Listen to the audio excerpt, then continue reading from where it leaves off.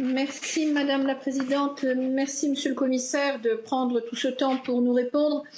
Depuis votre nomination, il y a 18 mois, vous avez défini une ligne relativement claire, c'est évident, tendant à forger une nouvelle stratégie industrielle européenne.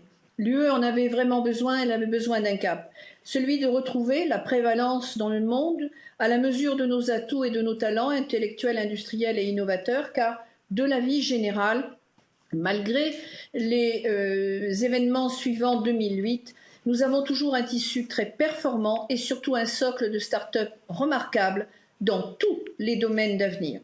Mais il est clair que le poids administratif et réglementaire de l'échelon européen est totalement inadapté aujourd'hui. Le pire exemple en sont les modalités de négociation, je dis bien de négociation des vaccins. Alors, Monsieur le Commissaire, même si vous nous avez déjà dit un petit mot tout à l'heure, comment comptez-vous concilier au niveau de la Commission la notion de gouvernance européenne des données de type à la fois à 27 on est plus fort, mais aussi avec la stratégie de gouvernance des données ouvertes, notion complètement ambiguë, telle qu'elle est en train d'être inscrite dans les textes européens, au Parlement européen donc actuellement.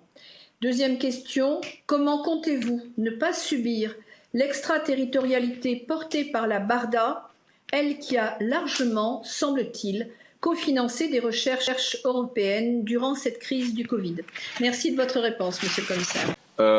Joël Mélin, donc un point, oui, sur les données. Vous avez, voilà. Bon, c'est vrai que c'est un sujet très important, vous avez raison. On a proposé dans le DGA qui permettent dans l'article 5, je crois, c'est l'article 5, oui, de limiter le transfert des données publiques qui sont très sensibles, comme par exemple les données de santé, on l'a vécu pendant cette crise, mais pas uniquement. L'article 30, lui, nous permet de proposer une sorte de bouclier pour protéger les données de demande d'accès injustifiées par les pays tiers. On pense évidemment aux lois d'extraterritorialité auxquelles vous faites allusion, et je suis extrêmement attentif à ces questions, c'est un sujet essentiel. Et donc on proposera dans le Data Act sur le partage des données industrielles pour le marché intérieur des données, un règlement qui va être encore plus précis sur ces questions qui sont essentielles. Sur le rôle de la Barda américaine, donc qui est cette agence américaine qui a été créée en 2006 et qui permet de financer donc en amont donc des investissements en matière de recherche médicale. Je crois qu'il faut être très précis là-dessus. Hein.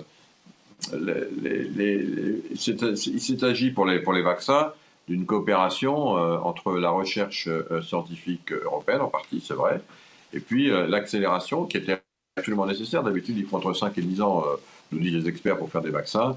Là, on l'a fait en moins d'une année. Pourquoi? Parce que la recherche européenne d'excellence était là et qu'on a pu accélérer ce qui coûte très cher, qui est très long, c'est l'ensemble des essais cliniques. Un essai clinique pour un vaccin, c'est plusieurs centaines de millions d'euros. Et donc, on a pu l'accélérer très significativement avec évidemment les moyens de la Barda, et ces tests cliniques nous ont permis effectivement donc de mettre en œuvre ces vaccins rapidement. Je voulais souligner parce que voilà, c'est cette sorte de coopération Europe-États-Unis qui a permis de nous donner les moyens qui nous permettent de voir le bout du tunnel, je l'espère, dans ce domaine si important.